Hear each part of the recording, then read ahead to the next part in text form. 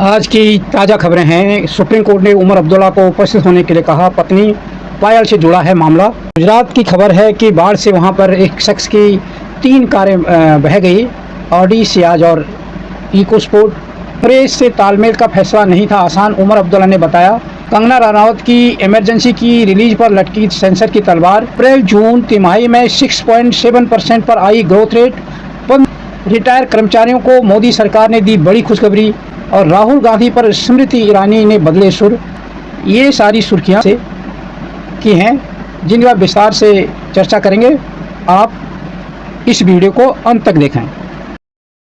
नमस्कार, मैं नंदन सिंह बिष्ट। आप देख रहे हैं इमेम दस्तावेज।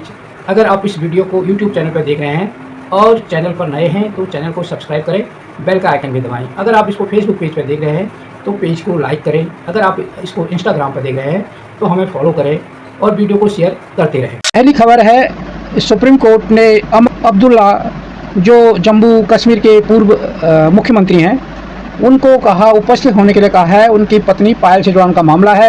12 दिसंबर 2023 को दिल्ली के हाईकोर्ट ने उमर अब्दुल्ला की तलाक मांगने संबंधी याचिका को खारिज कर दिया था और सुप्रीम कोर्ट ने शुक्रवार को नेशनल कॉन्फ्रेंस, शुक्रवार यानी 30 अगस्त को नेता उमर अब्दुल्ला और उनसे अलग रह रही पत्नी पायल अब्दुल्ला को समझौते की संभावना तलाशने के लिए मध्यस्थता के लिए उपस्थित होने के लिए कहा।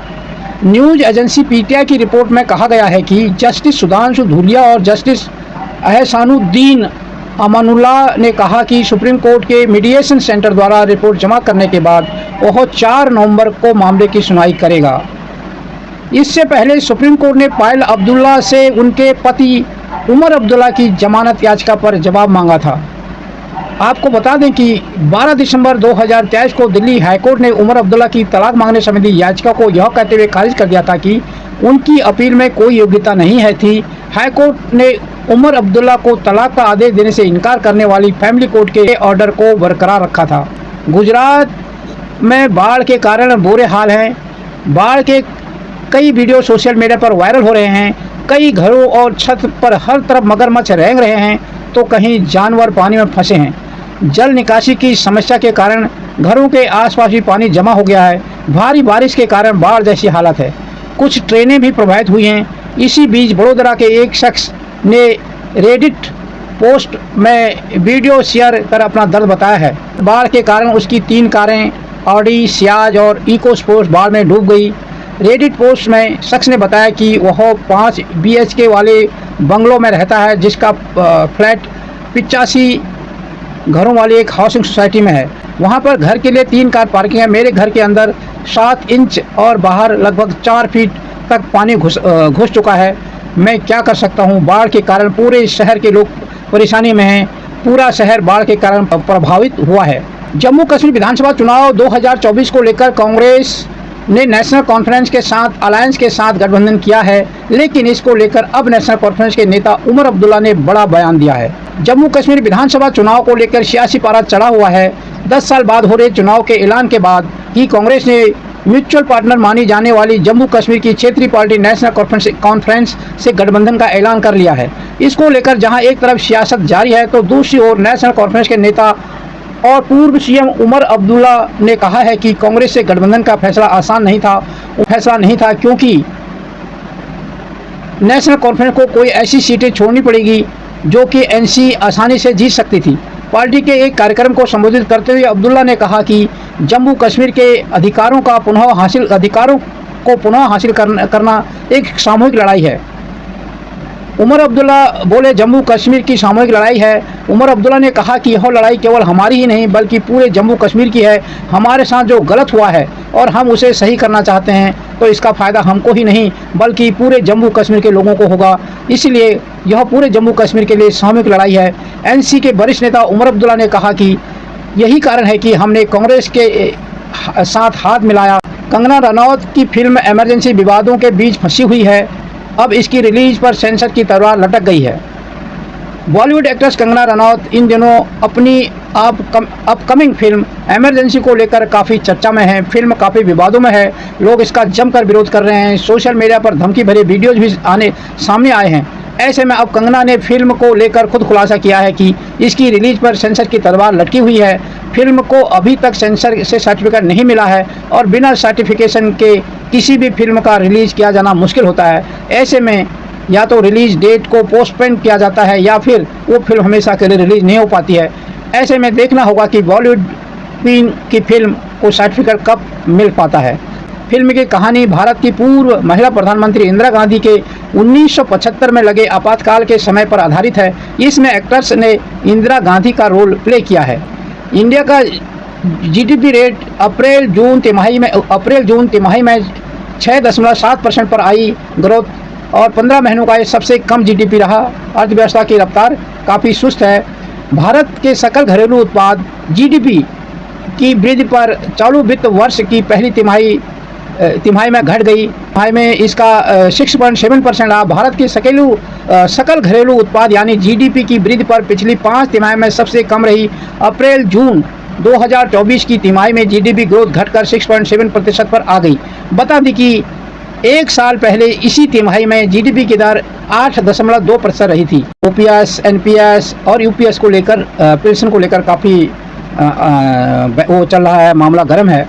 तो नया फॉर्म उन सभी केंद्र सरकार के कर्मचारियों के लिए भविष्य EHRMS पोर्टल पर उपलब्ध होगा जो दिसंबर 2024 और उसके बाद रिटायर होने वाले हैं, उनके लिए ये उपलब्ध होगा।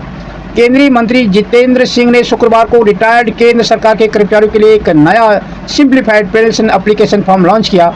इसके तहत कुल 9 अलग अलग फॉर्म्स को एक फॉर्म 6A में मिला दिया गया है।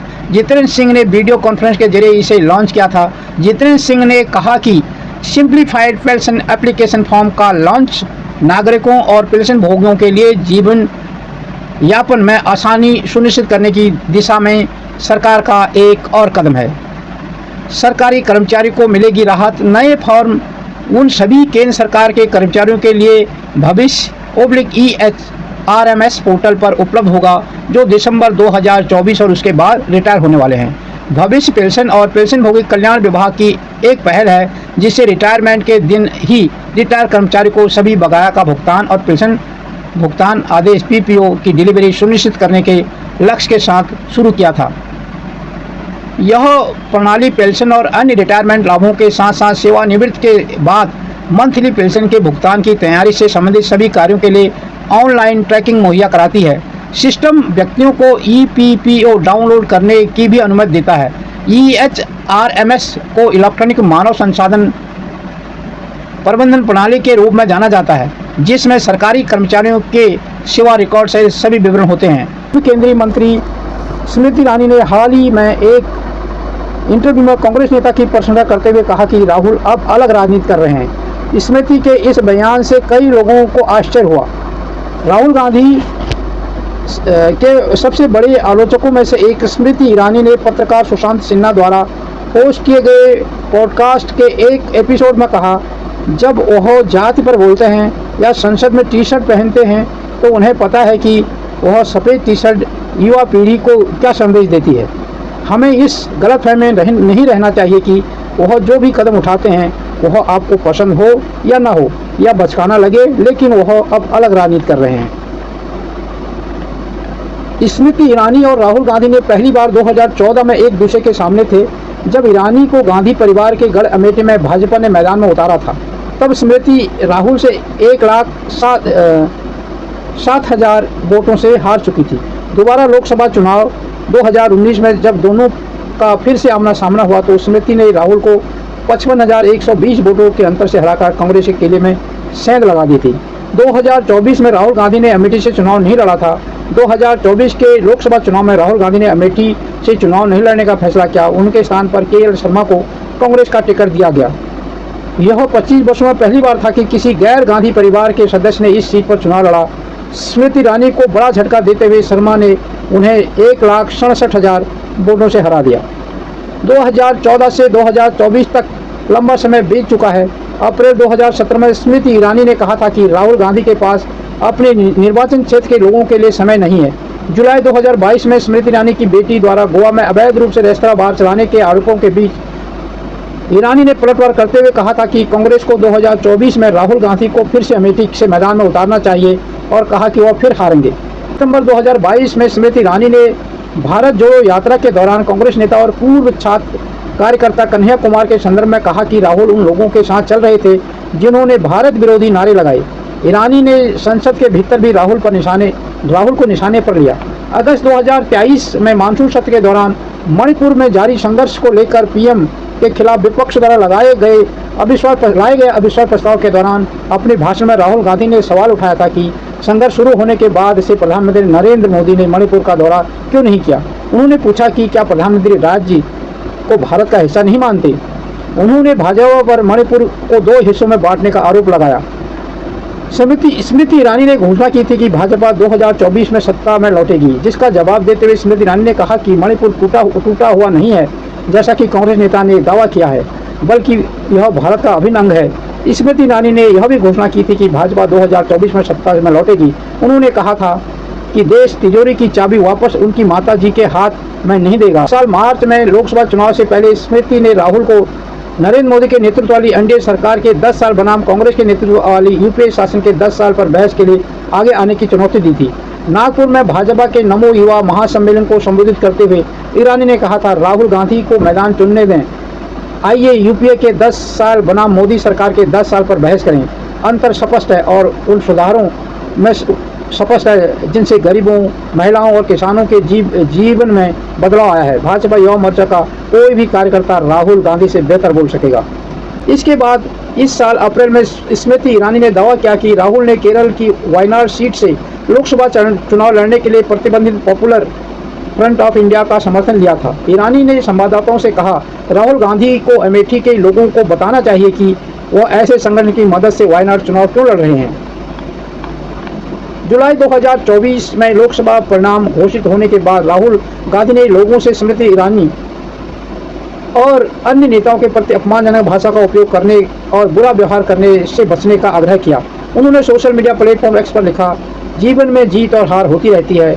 मैं सभी से आग्रह करता हूं कि वो श्रीमती स्मृति ईरानी या किसी अन्य नेता के प्रति अपमानजनक भाषा का प्रयोग करने और बुरा व्यवहार करने से बचें।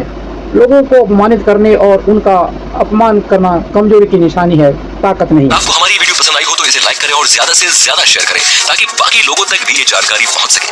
हमारे चैनल को सब्सक्राइब करना बिल्कुल ना भूलें और हमारी वीडियोस को सबसे पहले देखने के लिए बेल आइकन को भी जरूर प्रेस करें।